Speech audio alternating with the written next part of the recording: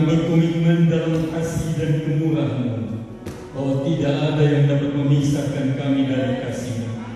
Kami percaya akan setiap janji-Mu. Janji-Mu itu manis dan janji-Mu adalah iya dan amin. Janji-Mu membawa pengharapan yang kekal bagi setiap orang yang percaya. Terima kasih Bapa di surga, terpuji nama-Mu. Dalam kesempatan ini kami mau berdoa untuk seluruh sidang jemaat YSJ El Shaddai, baik yang ada di ruangan ini maupun yang ada di rumah masing-masing, yang bergabung bersama kami secara online. Kami mohon kasih karunia Tuhan atas kami semua. Jika ada yang sakit di antara kami, ya Tuhan, ulurkan tangan-Mu, jamah semuanya, serta sembuhkan. Karena kami percaya bahwa mujizat masih ada. Kami percaya satu jamahan tangan Tuhan dapat melahirkan banyak perkara ajaib, dapat melahirkan banyak mujizat dalam hidup kami. Karena itu kami datang kepadamu, kami memohon, karena kami percaya kepadamu ya Tuhan. Sembuhkan semua yang sakit dimanapun mereka berada. Sehatkan semua anggota jemaat YSJ El Shaddai dimanapun mereka berada, dimanapun kami berada pada saat ini. Terima kasih Tuhan. Kami juga memohon semua yang bergabung bersama kami secara online, saudara-saudara kami yang bukan sejemaat dengan kami, tapi dimanapun mereka berada, ulurkan tangan-Mu, jamah semuanya. Jika mereka sakit, Tuhan sembuhkan semuanya.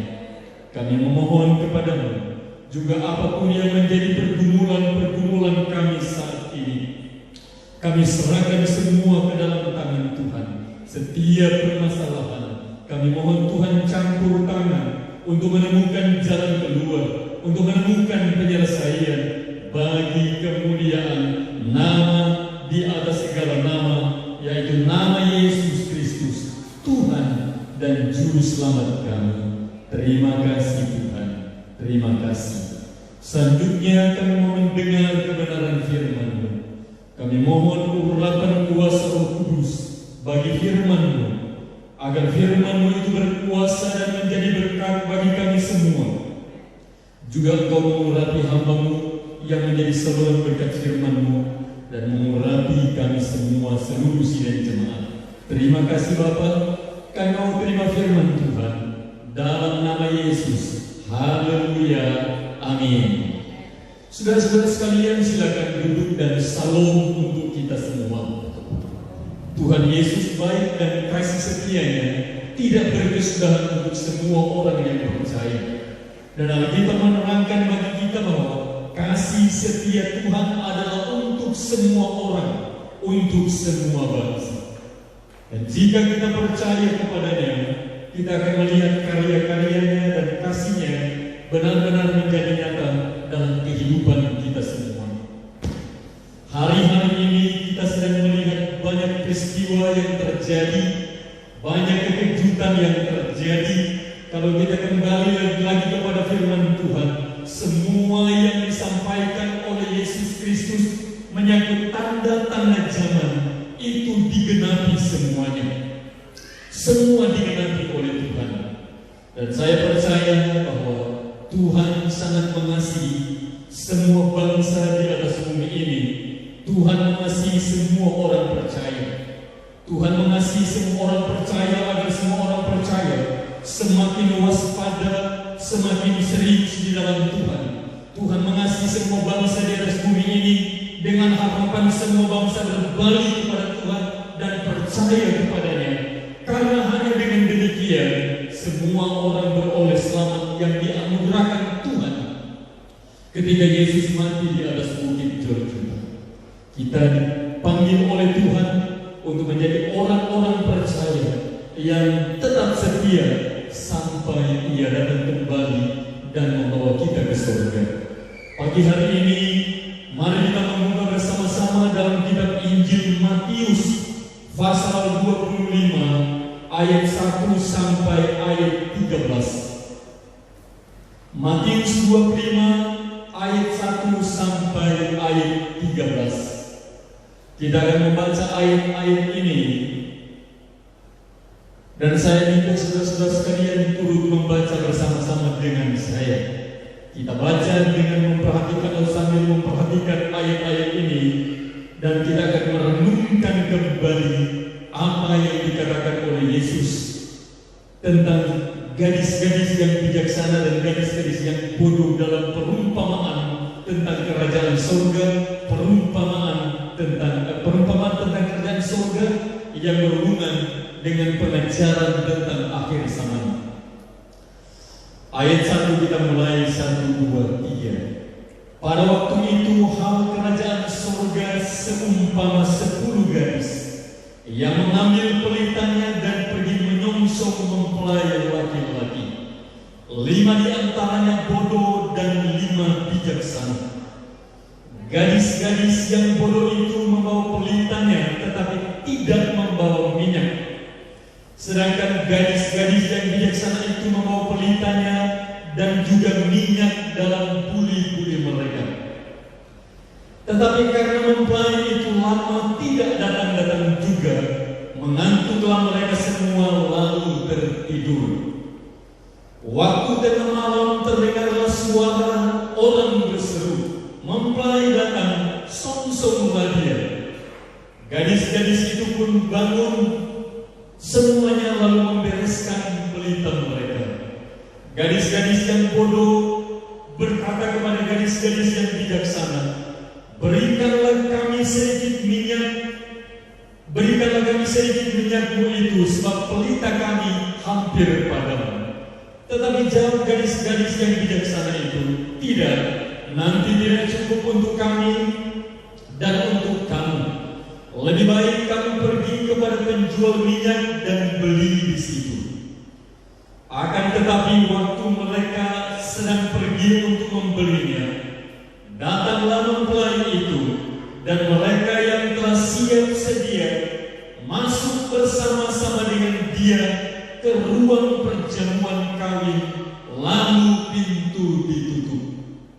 Kemudian datanglah juga gadis-gadis yang lain itu dan berkata, "Tuan, Tuan, bukakanlah kami pintu." Tetapi ia menjawab, "Aku berkata kepadamu, sesungguhnya aku tidak mengenal kamu. Karena itu berjaga-jagalah, sebab kamu tidak tahu akan hari maupun akan saatnya." Ayat 13 saya baca sekali lagi. Karena itu berjaga-jagalah, sebab kamu tidak tahu akan hari maupun akan saatnya. Ini dikatakan oleh Yesus Kristus ketika dia sedang mengajarkan tentang akhir zaman kepada murid-muridnya, supaya semua orang percaya dapat mempersiapkan dirinya menyambut kedatangan Kristus pada kali yang kedua, karena janjinya ia akan datang kembali. Kita sudah dengar itu pada hari Minggu kemarin. Perumpamaan ini juga mengenai 10 gadis. Mereka itu adalah mewakili semua orang-orang percaya. Alkitab mengajarkan ini agar semua orang percaya menjalani kehidupan kekristenan dengan serius dan memperhatikan kerohaniannya di atas bumi ini, agar bila mempelai itu datang, yaitu Yesus Kristus, maka semua orang percaya akan diangkat bersama-sama dengan dia, akan diangkat menyongsong dia di angkasa yang permai. Itulah yang diinginkan oleh Tuhan, untuk semua orang percaya bisa menyambut hari itu dalam pengangkatan gereja yang telah dibuatkan dalam firman-Nya. Kita perlu menjalani kehidupan kekristenan kita dengan ketekunan dan mewaspadai setiap langkah kita, agar kita tidak terbawa arus dunia yang bisa menghanyutkan orang dan kehilangan keselamatan. Tapi Tuhan mau kita semua tetap memperhatikan kehidupan Kristiani kita, agar menjalani dengan sungguh-sungguh apapun tantangan yang kita hadapi di atas permukaan bumi ini. Dari bacaan yang kita baca pada pagi hari ini, saya kembali akan mengangkat satu topik, yaitu persiapan yang disertai kewaspadaan dan anugerah keselamatan yang dilalaikan. Ini digambarkan pada 10 gadis yang semuanya sedang berkumpul menyongsong atau menanti kedatangan mempelai laki-laki. Dan 5 di antaranya bijaksana, 5 di antaranya lagi dikatakan bodoh. Mengapa 5 di antaranya dikatakan bijaksana dan 5 lainnya bodoh? Karena semua gadis-gadis ini atau anak darah ini membawa pelita mereka, tetapi 5 di antaranya tidak membawa minyak dalam buli-buli, sementara 5 di antaranya ada mempersiapkan minyak cadangan dalam penantian akan kedatangan mempelai laki-laki yang mereka nanti-nantikan. Ini menggambarkan orang-orang percaya di atas bumi ini. Yang membawa minyak berarti mereka mengadakan persiapan. Yang membawa minyak mereka mengadakan persiapan yang disertai dengan kewaspadaan. Yang membawa minyak adalah mereka mengadakan persiapan dengan penuh kewaspadaan. Yang tidak membawa minyak dalam buli-buli mereka, yaitu orang-orang yang telah melalaikan anugerah keselamatan yang sudah diberikan. Orang-orang yang acuh tak acuh menjalani kehidupan Kristiani di atas bumi ini. Orang-orang yang tidak menganggap serius mengerjakan keselamatan yang dianugerahkan oleh Tuhan. Orang-orang yang dengan sengaja lalai karena lagi tertarik dengan perkara-perkara dunia di atas bumi ini. Waspadalah sebagai orang-orang percaya, karena kita tidak tahu kapan Kristus akan datang kembali. Alkitab menerangkan dalam 2 Petrus pasal 3 ayat 9, Tuhan tidak lalai menepati janjinya, sekalipun ada orang yang menganggapnya sebagai kelalaian, tetapi ia sabar terhadap kamu, karena ia menghendaki supaya jangan ada yang binasa, melainkan supaya semua orang berbalik dan bertobat. Ini jelas apa yang dikatakan oleh Alkitab dalam 2 Petrus 3 ayat 9 ini. Karena banyak orang mulai menganggap berita tentang kedatangan Kristus kembali telah dikumandangkan sejak gereja mula-mula sampai sekarang, tapi Kristus belum datang juga pada kali yang kedua untuk menyambut gerejanya. Ayat ini mengatakan itu bukan Tuhan melalaikan janjinya, itu bukan Tuhan menganggap janji itu tidak penting, itu bukan Tuhan lalai menepatinya, tapi itu oleh karena panjang sabar Allah terhadap semua ciptaannya di atas bumi ini. Dia masih menantikan pertobatan orang-orang yang masih hidup dalam kegelapan. Barangkali itu adalah salah satu di antara kita yang mendengar kebenaran firman Tuhan ini. Kalau saudara-saudara mendengarnya dan saudara-saudara sadar benar di dalam hatimu bahwa engkau perlu kembali kepada Tuhan sekarang ini sebelum terlambat, maka kembalilah. Karena Alkitab berkata Kristus belum datang menyambut gerejanya. Orang-orang percaya belum diangkat untuk menyongsong Tuhan di angkasa, karena Tuhan sabar menanti pertobatan orang-orang yang dikasihinya, dan seluruh dunia sedang dikasihi oleh Tuhan sampai sekarang ini. Dia pun Tuhan yang penuh kasih masih menanti pertobatan orang-orang agar orang bisa bertobat dari dosa dan kembali kepada Tuhan, bertobat dari kehidupan-kehidupan yang berlumur dosa dan kembali kepada Kristus Sang Penebus yang adalah Tuhan dan Juru Selamat yang sanggup menyelamatkan kita dari dosa. Dia sabar terhadap kamu karena Ia tidak mau seorang pun binasa, tapi Dia mau supaya sekalian sampai kepada pertobatan. Karena hanya dengan demikian kita bisa beroleh selamat dari Tuhan. Sampai sekarang ini Kristus belum datang sekali lagi dengan panjang sabar dari Tuhan. Tapi kalau kita pelajari apa yang dikatakan oleh Yesus dalam perikop yang sudah kita baca tadi, Injil Matius pasal 25 ayat 1 sampai 13 ini, itu menceritakan tentang orang-orang yang sedang menantikan hari itu, termasuk saya dan saudara-saudara sekalian, sedang masuk dalam gambaran anak darah ini, tapi yang menentukan kita dalam posisi anak darah yang bijaksana atau bodoh itu adalah keputusan pribadi kita di hadapan Tuhan. Yang menentukan kita menjadi orang percaya yang terus bersiap dan waspada karena percaya Kristus akan datang kembali atau tidak, itu kembali kepada diri kita sendiri. Tapi Kristus menginginkan keselamatan bagi kita. Karena itu, jangan lalaikan anugerah keselamatan yang sudah Dia berikan bagi kita. Kemudian kita lihat di sini dikatakan dalam ayat yang ketiga, dalam ayat 2 dan 3, 5 diantaranya bodoh dan 5 bijaksana. Ayat 3, gadis-gadis yang bodoh itu membawa pelitanya tetapi tidak membawa minyak. Bagaimana bisa pelita akan menyala tanpa minyak? Jadi gadis-gadis yang bodoh itu membawa pelita tapi tidak membawa minyak. Dalam kehidupan kekristenan kita, dalam kehidupan Kristiani itu, membawa pelita dan tidak membawa minyak itu sama seperti pohon yang tidak ada buahnya. Itu digambarkan dalam Alkitab, dalam Matius pasal 3 ayat 9 berkata, kapal sudah siap sedia pada akar pohon dan setiap pohon yang tidak menghasilkan buah yang baik akan ditebang dan dibuang ke dalam api. Lalu kemudian pasal 13 ayat 7, lalu Ia berkata kepada pengurus kebun anggur itu, sudah 3 tahun aku datang mencari buah pada pohon ara ini, tetapi aku tidak menemukannya. Tebanglah pohon ini.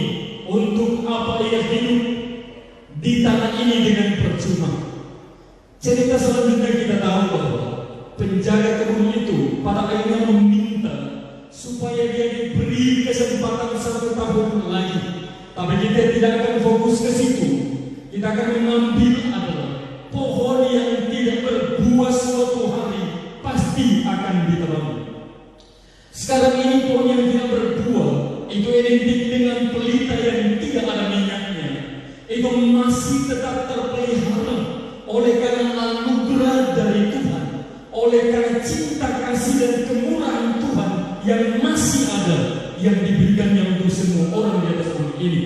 Tapi satu hari kalau tetap tidak berbuah, pohon itu pasti akan ditebang. Pelita tanpa minyak juga, seperti yang tertulis dalam Yudas pasal 1 ayat 12. Mereka ini adalah modal dalam perjamuan kasih, di mana mereka tidak malu-malu melahap dan hanya mementingkan dirinya sendiri. Mereka bagaikan awan yang tidak berair, yang berlalu ditiup angin. Mereka bagaikan pohon-pohon yang dalam musim gugur tidak menghasilkan buah. Pohon-pohon yang terbantun dengan akar-akarnya dan yang mati sama sekali. Itulah kehidupan kekristenan yang membawa pelita tapi tidak membawa minyak, sama seperti pohon yang tidak menghasilkan buah. Juga dalam satu sisi yang digambarkan bahwa orang-orang membawa pelita tapi tidak membawa minyak, itu sama dengan iman tanpa perbuatan. Yakobus pasal 2 ayat 18 dan ayat yang ke-20 berkata, tetapi mungkin ada orang berkata, padaku ada iman dan padamu ada perbuatan. Aku akan menjawab dia, tunjukkanlah kepadaku imanmu itu tanpa perbuatan, dan aku akan menunjukkan kepadamu imanku dari perbuatan-perbuatanku. Hai manusia yang bebal, maukah engkau mengakui sekarang bahwa iman tanpa perbuatan adalah iman yang kosong? Sebab seperti tubuh tanpa roh adalah mati, demikian jugalah iman tanpa perbuatan-perbuatan adalah mati. Jadi pelita tanpa minyak yang kedua dapat digambarkan seperti iman tanpa perbuatan. Jadi iman kita di atas bumi ini bukan iman yang pasif, tapi iman yang produktif, iman yang dinamis, iman yang harus disertai dengan perbuatan-perbuatan, karena kita percaya pada apa yang dijanjikan oleh Tuhan. Saat kita percaya apa yang diajarkan oleh kitab suci, kita mau melakukannya, kita mau mentaatinya, karena kita tahu bahwa semua yang diperintahkan oleh Tuhan akan mendatangkan kebaikan bagi kita. Apakah mendatangkan keselamatan, atau mendatangkan kesembuhan, mendatangkan berkat, atau mendatangkan pembentukan karakter yang baik dan sebagainya. Yang jelasnya isi kitab suci disampaikan oleh Tuhan dengan tujuan membawa dan mendatangkan kebaikan bagi semua orang yang percaya pada Tuhan. Dan bagaimana itu bisa mendatangkan kebaikan? Pada waktu kita percaya dan melakukannya. Iman tanpa perbuatan itu adalah kosong, iman tanpa perbuatan itu adalah mati. Artinya, kalau kita percaya, kita beriman pada Tuhan, kita harus lakukan apa yang diperintahkannya. Sama juga itu dengan apa yang dikatakan dalam 2 Timotius pasal 3 ayat yang kelima. Secara lahiriah mereka menjalankan ibadah mereka, tetapi pada hakikatnya mereka telah memungkiri kekuatannya. Di sini berarti bahwa ada orang-orang juga yang hanya menjalankan ibadah sebagai satu rutinitas biasa, dan Tuhan mau orang-orang percaya dalam beribadah pada Tuhan sungguh-sungguh memuji menyembah Dia dengan hati yang benar-benar ditaklukkan pada Tuhan, dengan hati yang benar-benar percaya, supaya kita tidak kehilangan inti dari ibadah itu sendiri, tidak kehilangan bagian yang terpenting yang ada di dalamnya, karena kita menjalankan ibadah dengan sungguh-sungguh, bukan secara lahiriah, tapi benar-benar dengan penuh pengabdian kepada Tuhan. Kita beribadah karena kita takut akan Tuhan. Kita beribadah kepada Tuhan karena kita mengasihi Tuhan. Kita mengatakan, tetapi kamu harus beribadah kepada Tuhan Allahmu dengan segenap hati. Kita mesti beribadah dengan sungguh-sungguh padanya. Dan Tuhan juga berfirman, kasihilah Tuhan Allahmu dengan segenap hatimu, dengan segenap jiwamu, dengan segenap akal budimu dan segenap kekuatanmu. Tuhan menginginkan orang-orang yang menyembah Tuhan melakukan semuanya itu. Kita juga masih melihat apa yang digambarkan dengan pelita tanpa minyak. Itu berarti sama dengan roh, sama dengan tubuh lahiriah. Hanya lahiriah tanpa kerohanian. Roma pasal 2 ayat 28 dan 29.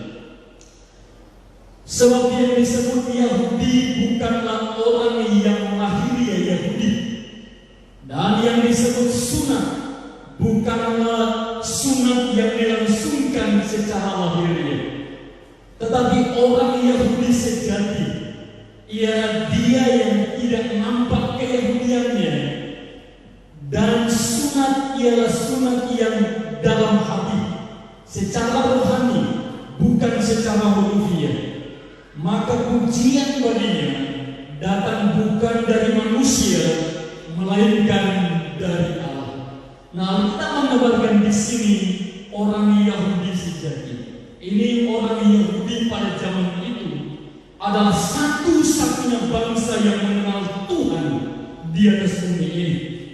Pada waktu itu orang yang mengenal Tuhan, mengenal Allah Abraham, Allah Ishak, Allah Yakub, Allah Israel, hanyalah orang-orang Yahudi. Lalu kalau kita menerangkan pada waktu mereka memproklamirkan mereka adalah orang Yahudi atau bangsa yang dipilih oleh Tuhan, salah satu dari keturunan Nabi Ibrahim ini, Alkitab menerangkan di sini bahwa yang Yahudi asli, Yahudi sesungguhnya bukanlah secara lahiriah, tapi benar-benar yang sesungguhnya adalah secara rohani, yang benar-benar mengenal Tuhan. Sunat yang sesungguhnya bukan sunat hurufiah, tetapi sunat hati, di mana semua kehidupan lama itu disunat, dipotong, dikeluarkan dari hati setiap orang yang benar-benar sungguh-sungguh percaya kepada Tuhan. Nah, itulah yang dijanjikan oleh Tuhan, berarti bukan secara lahiriah, tetapi yang sesungguhnya secara rohani. Yang berikutnya kita lihat di sini adalah apa yang dikatakan oleh Tuhan dalam Lukas pasal 5. Lukas pasal 11 ayat 35. Karena itu perhatikanlah supaya terang yang ada padamu jangan menjadi kegelapan. Hendaklah pinggangmu tetap terikat dan pelitamu tetap menyala.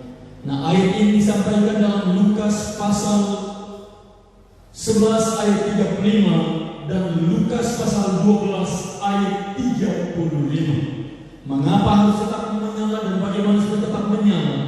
Kita harus membawa minyak dalam buli-buli kita. Bagaimana caranya dalam kita menerapkan itu dalam kehidupan kita supaya kita digambarkan dengan anak darah yang membawa minyak di hadapan Tuhan adalah kita harus menjadi pohon yang berbuah.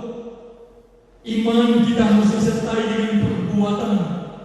Lalu kemudian rutinitas kita bukan secara rutinitas biasa, tapi ibadah kita perlu ada pengalaman dengan Tuhan, di mana merasakan kehadiran Tuhan dengan sungguh-sungguh dan mujizat bisa terjadi dalam hidup kita. Lalu kemudian bagaimana supaya kita tetap dipandang membawa minyak adalah kehidupan kekristenan kita bukan secara lahiriah, tetapi harus secara rohani. Kita tampak sebagai Kristen di depan orang, tapi amat terlebih kehidupan kekristenan kita tampak di hadapan Tuhan, karena hati kita sungguh-sungguh mengiringi Tuhan. Bagaimana supaya kehidupan kita menjadi orang yang memperlita dan juga minyak, yaitu pelita kita tetap menyala dan terus menyala, karena kita menjadi orang Kristen yang tetap mempersiapkan hidup kita dengan bijaksana di atas bumi ini. Yang seterusnya kita lihat apa yang dikatakan dalam ayat 4 dan seterusnya. Sedangkan gadis-gadis yang bijaksana itu membawa pelita dan juga minyak dalam buli-buli mereka. Tetapi karena mempelai itu lama tidak datang juga, mengantuklah mereka semua lalu tertidur. Alkitab menerangkan pada kita di sini, karena mempelai itu lama tidak datang juga, dan buktinya sampai sekarang memang mempelai itu belum datang. Sudah dinubuatkan oleh Kristus dalam perumpamaan ini bahwa karena lama mempelai itu tidak datang juga, maka mengantuklah mereka semua lalu tertidur. Baik gadis-gadis yang bodoh maupun yang bijaksana, semuanya tertidur pada waktu itu. Kadang-kadang kehidupan kekristenan kita mungkin mengalami situasi yang seperti ini. Kita sudah merasa lelah, kita sudah merasa capek, kita sudah mulai ada tanda-tanda 1001 pertanyaan muncul dalam diri kita. Tapi saya mau yakinkan saudara-saudara sekalian, janji Tuhan itu adalah iya dan amin. Kalau Tuhan belum datang sampai sekarang, mungkin yang Tuhan tunggu itu adalah salah satu di antara kita. Mungkin itu adalah saudara-saudara. Maka karena itu jangan mengeluh, jangan putus asa, jangan pertanyakan tentang Tuhan. Karena Tuhan adalah Tuhan yang Maha Kuasa, yang menciptakan langit dan bumi dan pemilik kehidupan. Dan Dia menantikan pertobatan setiap orang. Suatu hari semua tertidur, kata firman Tuhan. Tetapi yang membawa minyak itu berarti adalah yang bijaksana. Mereka bisa tidur secara lahiriah, tapi secara rohani mereka tidak tertidur. Mungkin mereka bisa bergetar oleh karena situasi-situasi yang sedang terjadi dan beratnya tantangan-tantangan yang bermunculan sekarang ini. Walaupun pikiran dan tubuh kita bisa bergetar, tetapi iman kita tidak boleh bergetar dan tidak boleh goncang dengan apapun juga. Karena janji Tuhan itu adalah iya dan amin, apa yang sudah difirmankannya dalam kitab suci. Ayat yang ke-6 perlu kita perhatikan dengan serius di sini. Waktu tengah malam terdengarlah suara orang berseru, mempelai datang, song-songlah dia. Alkitab menerangkan di sini bahwa pada waktu tengah malam, sementara gadis-gadis yang menanti mempelai itu tidur, terdengar suara yang berkata, mempelai datang, song-songlah dia. Pada waktu Kristus datang kembali dan menyambut gerejanya, pada waktu Kristus datang sebagai mempelai di angkasa yang permai dan mengangkat orang-orang percaya ke angkasa yang permai, Alkitab menerangkan bahwa sangkakala Allah akan berbunyi. Itulah menjadi pertanda dalam sekejap mata, sehingga semua orang percaya akan diangkat ke angkasa yang permai. Tapi akan hari dan waktunya tidak dijelaskan kapan. Dalam perumpamaan ini bahwa itu terjadi pada malam hari. Ini sebuah peringatan bagi kita bahwa dalam penantian akan kedatangan Tuhan tidak seorang pun yang tahu. Yesus mengajarkan juga pada murid-muridnya, atau Alkitab mengajarkan pada kita semua tentang hal ini. Dalam Injil Markus pasal 13 ayat 35 sampai ayat yang ke-37 berkata, karena itu berjaga-jagalah, sebab kamu tidak tahu bila mana tuan rumah itu pulang, menjelang malam atau tengah malam, atau larut malam, atau pagi-pagi buta, supaya kalau ia tiba-tiba datang, jangan kamu didapatinya sedang tidur. Apa yang kukatakan kepadamu, kukatakan kepada semua orang, berjaga-jagalah. Jadi Yesus bukan hanya mengatakan ini kepada 12 muridnya saja, tapi Yesus mengatakan ini, dia katakan, apa yang kukatakan kepadamu, kukatakan kepada semua orang, berjaga-jagalah. Karena kita tidak tahu kapan kedatangannya pada kali yang kedua. Kapan sangkakala akan berbunyi dan mengangkat orang-orang percaya ke angkasa yang permai. Digambarkan bagaikan penunggu pintu yang sedang menunggu tuannya pulang. Dikatakan di sini mungkin dia datang pada waktu menjelang malam, mungkin tengah malam, mungkin larut malam, mungkin pagi-pagi buta. Tidak seorang pun yang tahu. Jadi kita sebagai orang-orang percaya hanya dianjurkan di sini supaya jangan tertidur, kata firman Tuhan. Supaya kalau ia datang tiba-tiba, jangan kamu didapatinya sedang tidur. Orang berkata di sini mungkin, apa hubungannya dengan 10 anak darah yang semuanya tertidur? Saya ingatkan sekali lagi di sini bahwa 5 anak darah yang bijaksana mereka turut tertidur secara lahiriah, tapi secara iman mereka tidak tertidur. Itu ditandai dengan mereka membawa minyak cadangan, minyak dalam buli-buli mereka, sehingga waktu mempelai datang, pelita mereka menyala dan siap menungsuk mempelai yang datang menyambut mereka dan membawa masuk ke dalam pesta perjamuan anak domba. Ayat 10 berkata,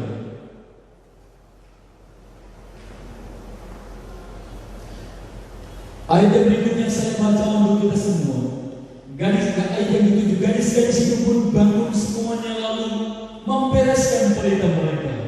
Gadis-gadis yang bodoh berkata kepada gadis-gadis yang bijaksana, berikanlah kami sedikit dari minyakmu itu, sebab pelita kami hampir padam. Tetapi jawab gadis-gadis yang bijaksana itu, tidak, nanti tidak cukup untuk kami dan untuk kami. Lebih baik kamu pergi ke kepada penjual minyak dan beli di situ.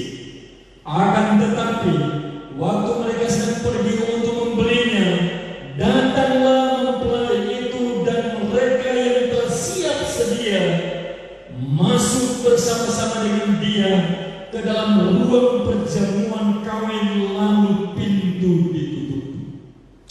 Itu sama halnya yang diumpamakan Yesus, yang dikatakan oleh Yesus dalam menceritakan tentang air Samari. Setelah mau masuk ke dalam bahtera, pintu pun ditutup sehingga tidak ada orang yang bisa masuk lagi. Itu artinya pintu anugerah Tuhan sudah tertutup.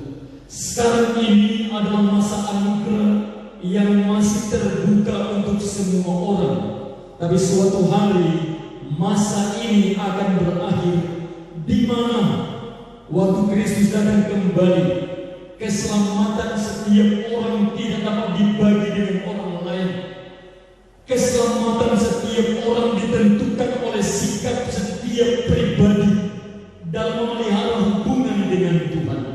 Sekarang ini adalah waktu di mana kita bisa saling mengingatkan satu dengan yang lain untuk membangun kehidupan kekristenan kita secara bersama-sama. Kita bisa saling support agar tidak seorang pun yang ketinggalan. Tapi pada waktu Kristus datang kembali, semua orang akan ditentukan dengan sikap pribadinya di hadapan Tuhan, karena tidak ada orang yang dapat menyelamatkan orang lain pada waktu itu. Setiap orang akan bertanggung jawab tentang dirinya sendiri, dan pada waktu itu setiap orang akan dibawa masuk ke dalam pesta perjamuan ditentukan dengan persiapannya. Siapkah, sudah siap dan tetap siapkah sampai pada hari itu atau tidak? Sekarang kita akan melihat dalam firman Tuhan mengapa kita diminta supaya bersiap sedia. Karena sampai sekarang ini pintu anugerah Tuhan masih tetap terbuka. Itu waktunya untuk kita tetap bersiap karena kita masih diberi kesempatan. Kalau ada di antara saudara-saudara yang ada di rumah atau di tempat ini juga yang belum siap, dengarlah firman Tuhan ini. Yesaya 55 ayat 1. Ayo, hai semua orang yang haus, marilah dan minum. Dan hai orang yang tidak mempunyai uang, marilah, terimalah gandum tanpa uang pembeli dan makanlah, juga anggur dan susu tanpa bayaran. Ini adalah firman yang membuatkan tentang keselamatan, panggilan keselamatan bagi kita. Semua orang dipanggil, semua bangsa dipanggil, datanglah tanpa bayaran. Karena keselamatan itu adalah anugerah dari Tuhan yang telah dibawa oleh Yesus dari surga ke dalam dunia, dan dia mati menjadi penebus dosa bagi semua orang. Lalu kemudian semua dipanggil tanpa uang bayaran. Terimalah keselamatan dari Tuhan. Setelah kita terima itu, itulah yang harus kita pertahankan dengan menjadi orang Kristen yang berbuah. Tapi untuk menerimanya sekarang ini, itu terima tanpa bayaran, hanya iman pada Yesus Kristus. Itulah yang membawa keselamatan bagi kita. Tapi suatu hari Alkitab menerangkan bagi kita dalam Mazmur 49 ayat 7 sampai ayat 9,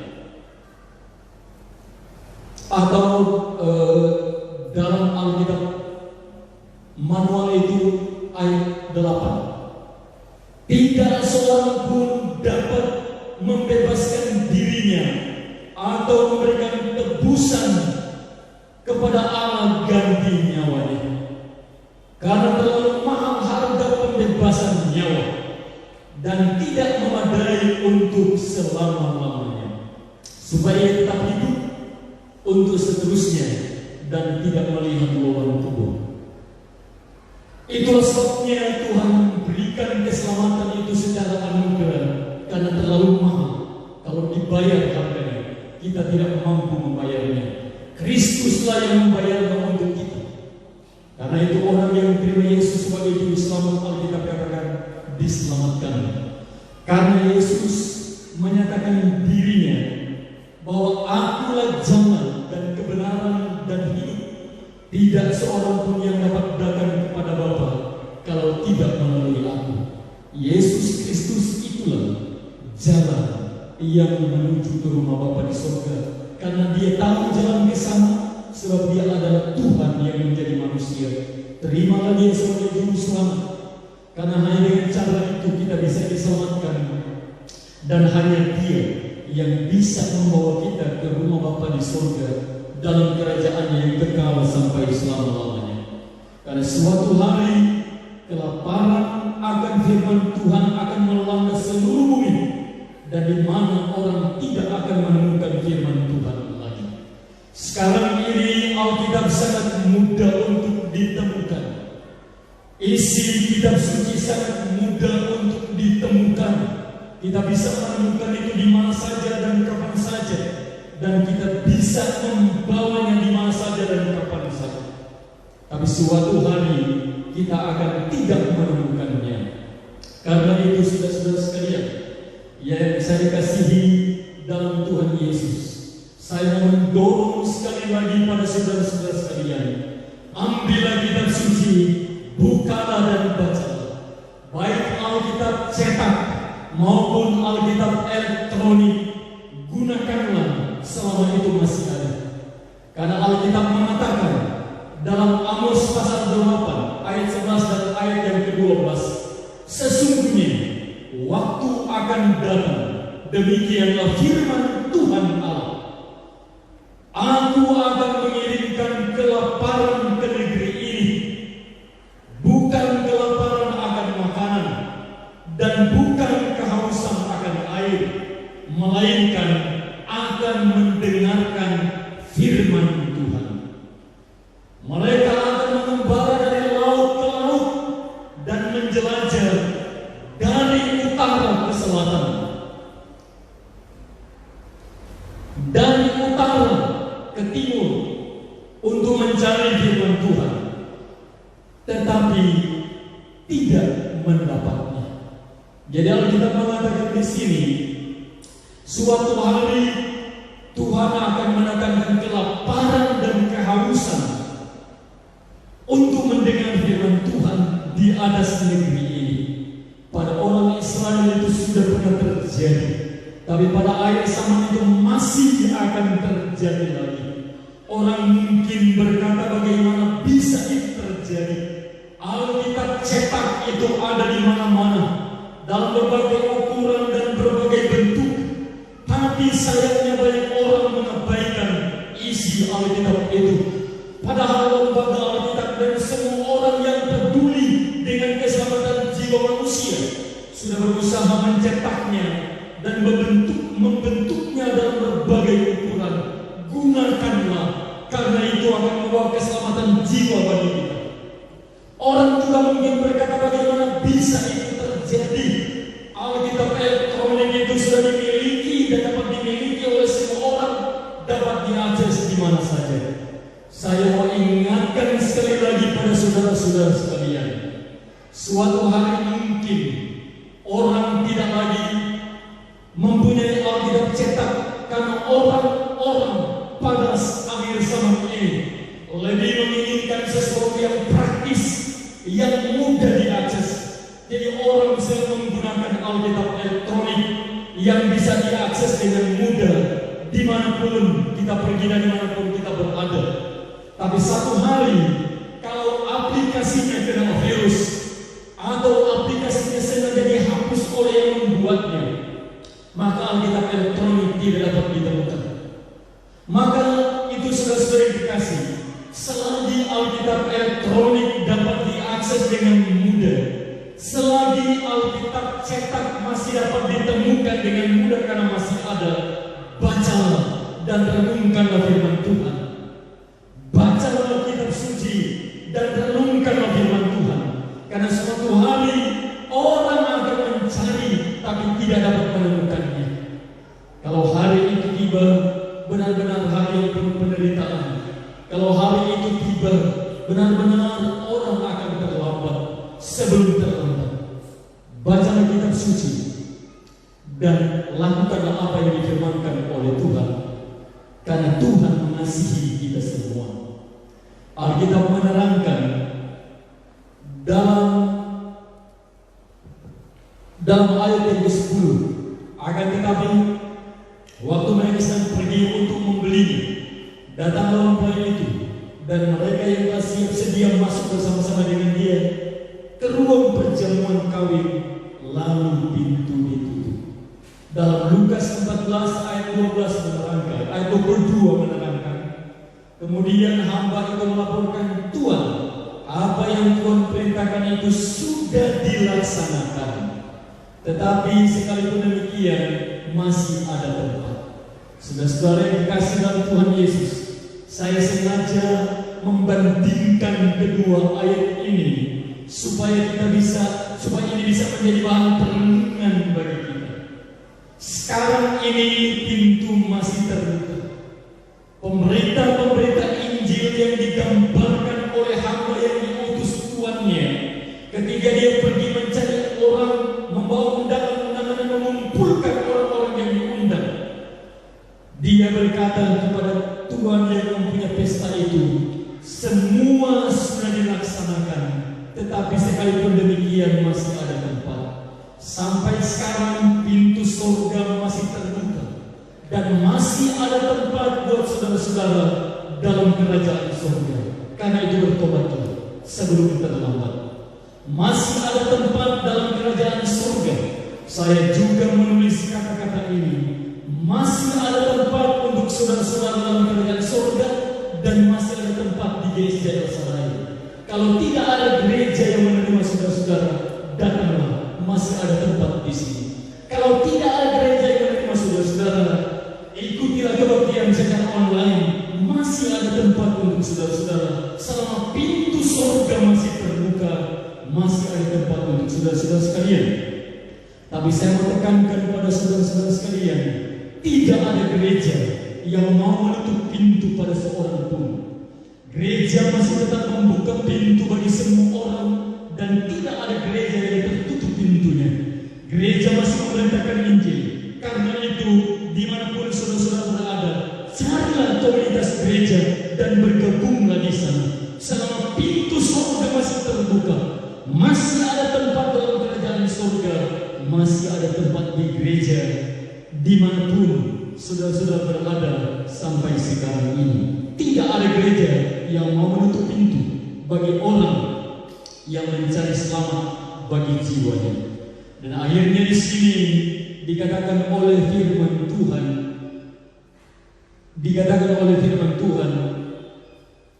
pada waktu pintu itu ditutup, orang-orang datang dan tidak ada lagi. Karena itu ayat 13 berkata, karena itu berjaga-jagalah, sebab kamu tidak tahu akan hari maupun akan saatnya. Sekali lagi, berjaga-jagalah. Tetaplah menjadi orang Kristen yang sungguh-sungguh, karena kita tidak tahu kapan Yesus akan datang kembali. Berjaga-jagalah, karena kita tidak tahu akan hari maupun akan saatnya.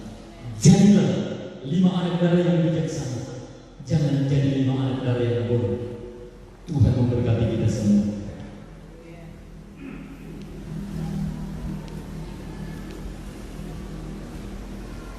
Kita mau menghadap Tuhan, kita mau menyembah, kita mau memuji Dia. Kita akan menyanyikan satu pujian. Ku tak dapat jalan sendiri, Tuhan tolonglah padaku.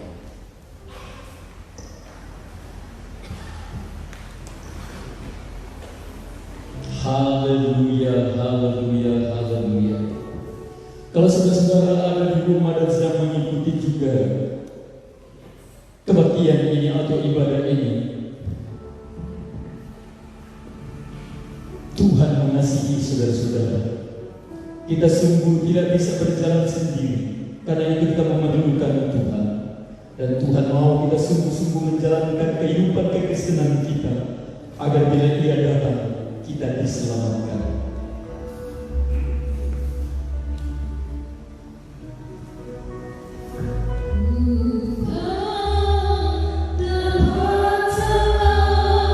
Hallelujah.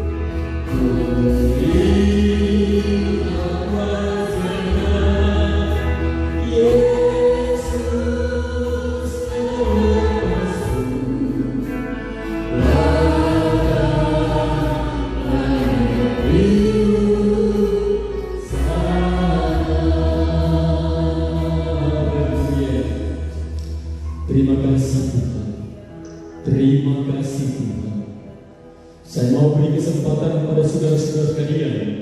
Apakah saudara-saudara ada di sini atau di rumah masing-masing, atau kapanpun saudara-saudara membuka ibadah online ini, kalau saudara-saudara belum menerima Yesus dan mau menerima Dia sebagai Juru Selamat, dengan kesadaran dan kerelaan hati saudara-saudara, maka saya mau mengajak saudara-saudara angkat tanganmu di tempat di mana saudara berada.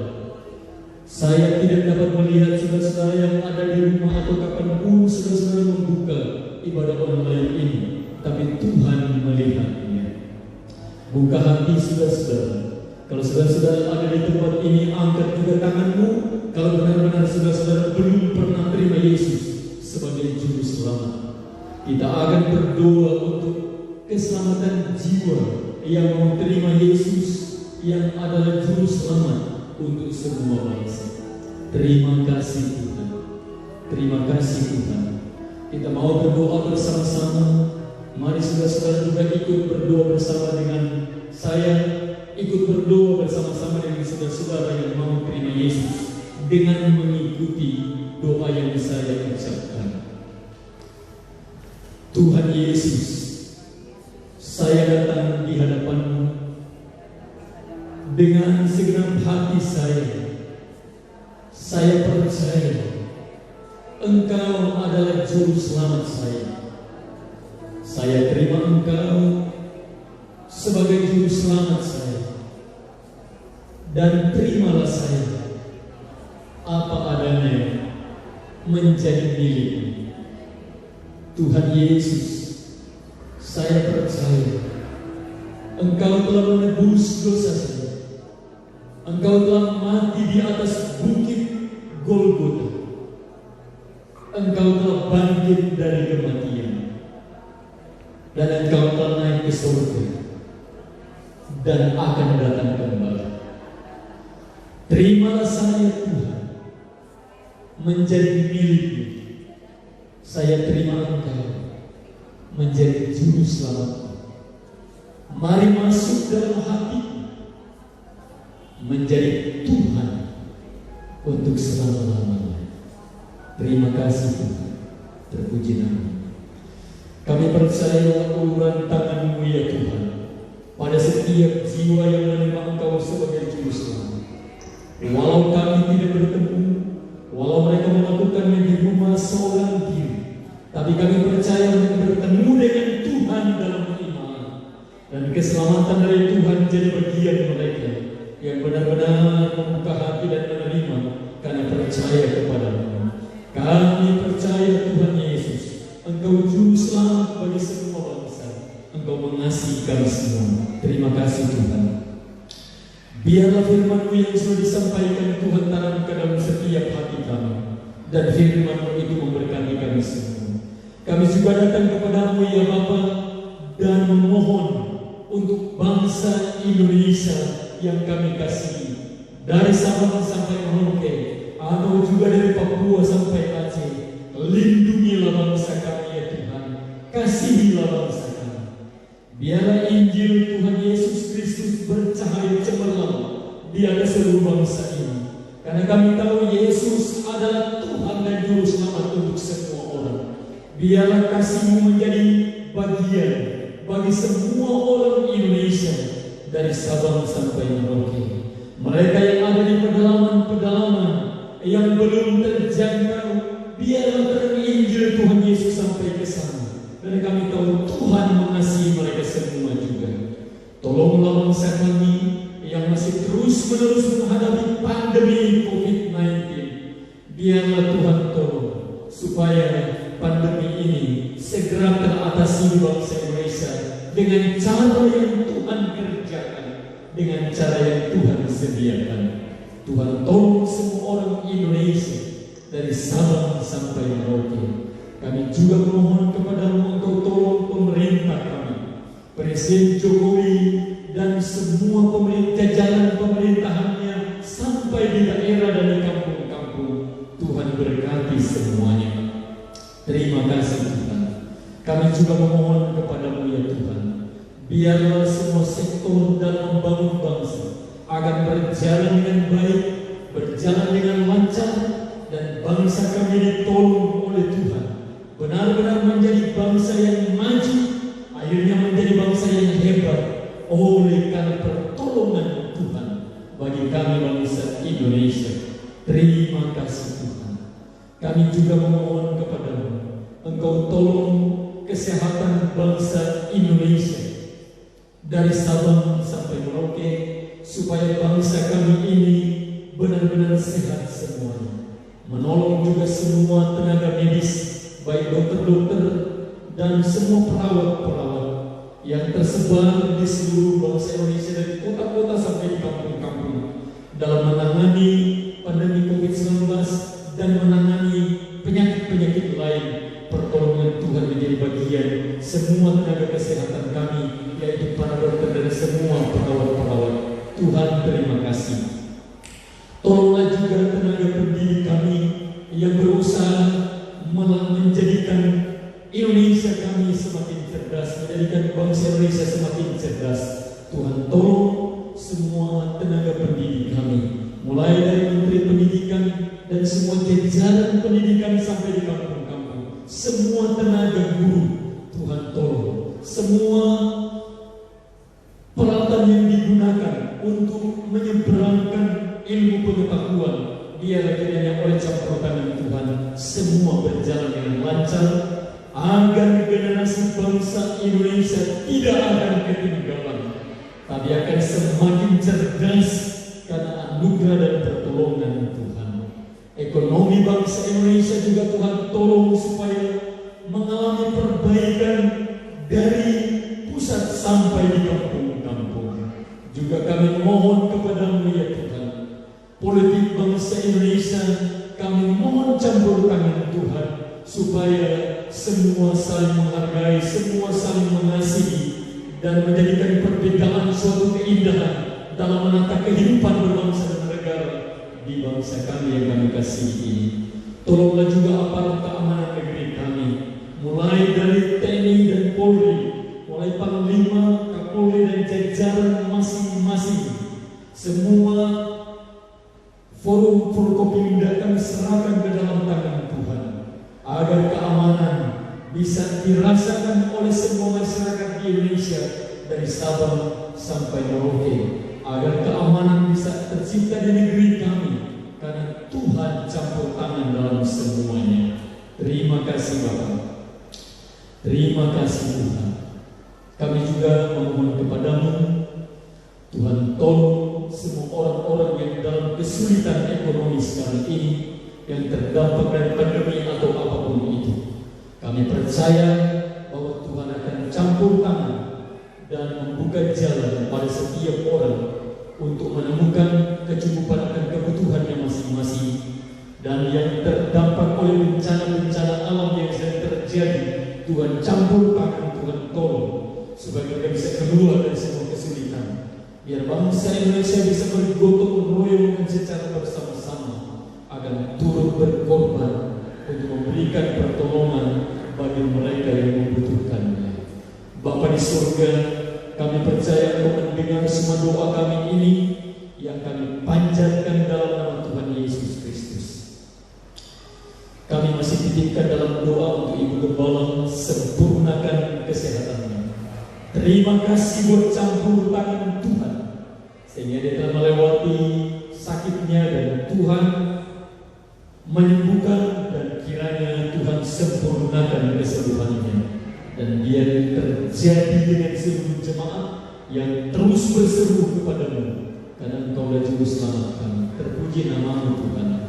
Selanjutnya kami memberi persembahan bagi pekerjaan-Mu, apapun yang kami berikan, kolekta, persembahan persepuluhan, persembahan misi, ucapan syukur dan apapun kami berikan karena kami mengasihi Tuhan, dan kami sadar bahwa berkat-Mu selalu mengalir bagi kami. Terpuji nama-Mu Tuhan. Berikan hati bagi kami untuk tetap mencintai pekerjaan Tuhan di atas bumi ini, biar kami selalu memuliakan nama Tuhan. Dalam nama Yesus